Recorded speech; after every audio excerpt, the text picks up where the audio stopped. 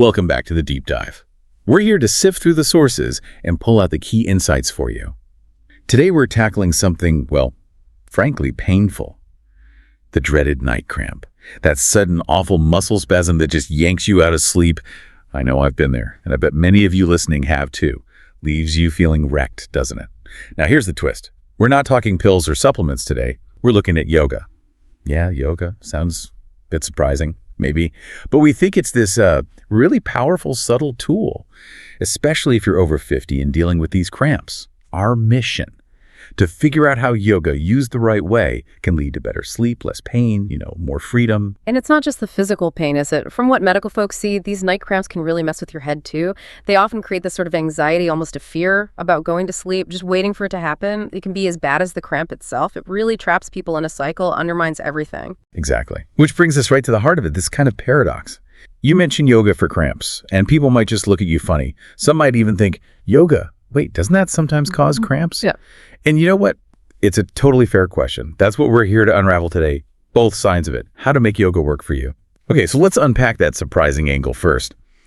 How can something usually seen as relaxing, yoga, actually trigger a cramp? It's really important to understand this. It comes down to what a cramp actually is. Basically, it's a sudden, involuntary muscle tightening. And usually there's an underlying reason, things like electrolyte imbalances, maybe not enough magnesium or potassium, or dehydration, or just plain muscle fatigue. Now, yoga, if you're not careful, it can sometimes make those conditions worse. Well, think about technique. Holding poses for too long, maybe pushing too hard before you're ready.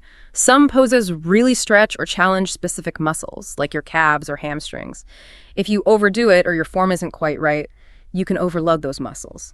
And boom, spasm. The sources mention things like the seated forward bend, Paschimottanasana, or even balancing on your toes. Those can put a lot of pressure down there if you're not mindful. Okay, so pushing too hard or bad form. What else? Dehydration is another big one, Yeah. especially in, say, hot yoga or just a really vigorous session. You sweat a lot, right? Right. Lose water, but also lose those crucial electrolytes were mentioned. And those minerals, they're absolutely vital for your muscles to work properly. Deplete them, and the cramp risk shoots way up. Right, that makes sense. Like running a marathon without enough water. Exactly. And then there's the warm-up, or rather the lack of one. Just like any exercise, jumping into yoga with cold muscles makes them much more likely to, complain, to seize up.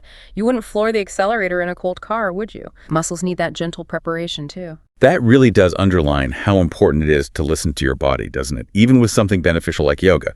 Okay, so that's the potential downside, the caution. But now for the really interesting part.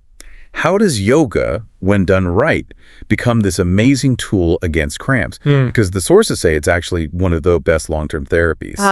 Yes. This is where yoga really shines. It works in a few key ways. First, that deep stretching. It's not just about touching your toes. Consistent, mindful stretching helps release all that built-up stiffness and tension in the muscles. Over time, they become more flexible, more resilient, less likely to just suddenly contract like that. They learn to lengthen and relax. Pliable, less prone to seizing up. Okay. Second big benefit, blood circulation. It's huge. Lots of yoga poses, combined with the breathing techniques, are designed to really boost blood flow everywhere. When your circulation is good, your muscles get the oxygen and nutrients they need, and waste products get cleared out efficiently.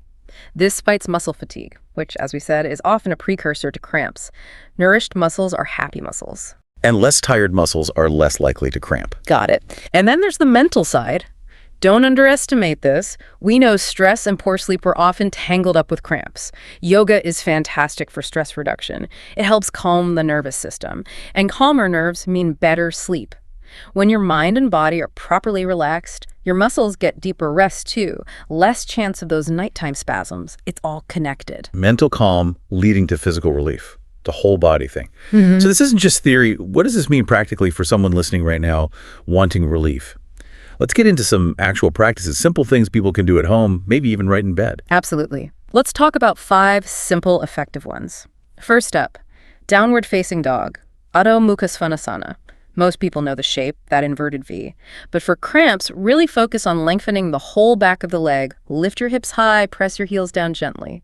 And try pedaling the feet bend one knee then the other. Feel that stretch in the calf, the Achilles, the hamstring. That specific stretch is brilliant for flexibility and releasing that deep stiffness that can cause cramps. Okay, downward dog, focusing on the heels and pedaling. What's next? Cobra pose. Yeah. Bhujangasana. Lie on your stomach, hands under shoulders. Lift your chest gently, using your back strength. Keep the hips down.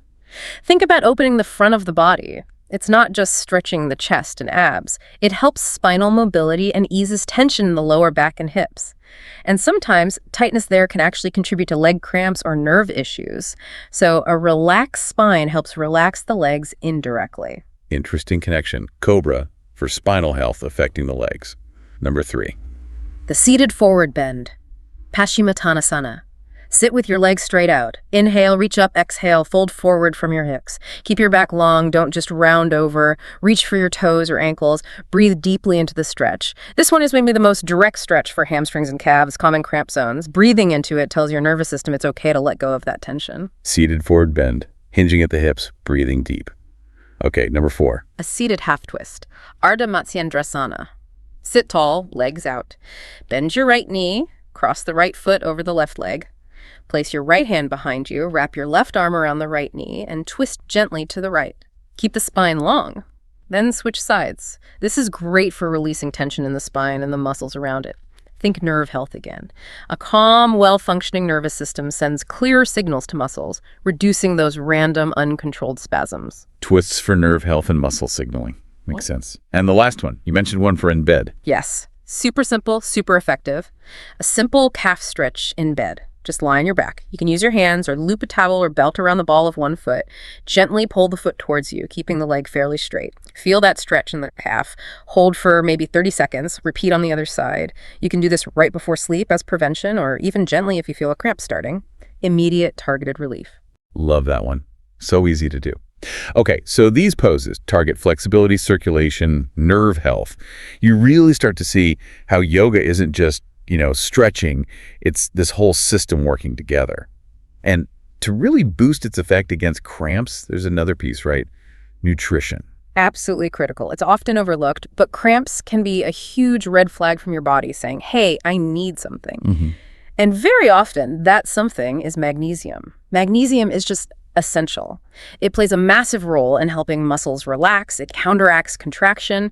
If your levels are low, your muscles can stay kind of tense, primed to cramp up. Right. So it's not just about stretching the tension out, but giving the muscles the nutrients they need to relax properly in the first place. Mm-hmm. So you put the two together, getting enough magnesium and doing regular yoga. That's the sweet spot. You're tackling it from the inside with nutrition and from the outside with movement and relaxation. Remember Helen's story, that listener we heard about?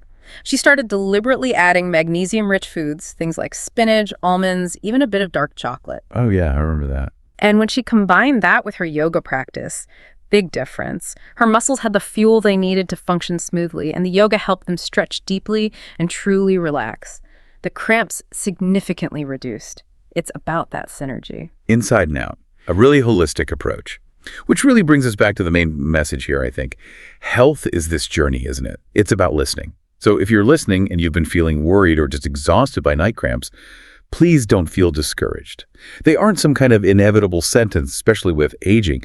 They're signals. Yeah. Your body is trying to tell you something. It's asking for some attention, some care. So maybe start that journey today. Even 10 or 15 minutes of gentle yoga each day. Pairing that with being a bit more mindful about what you eat, it really can make a difference.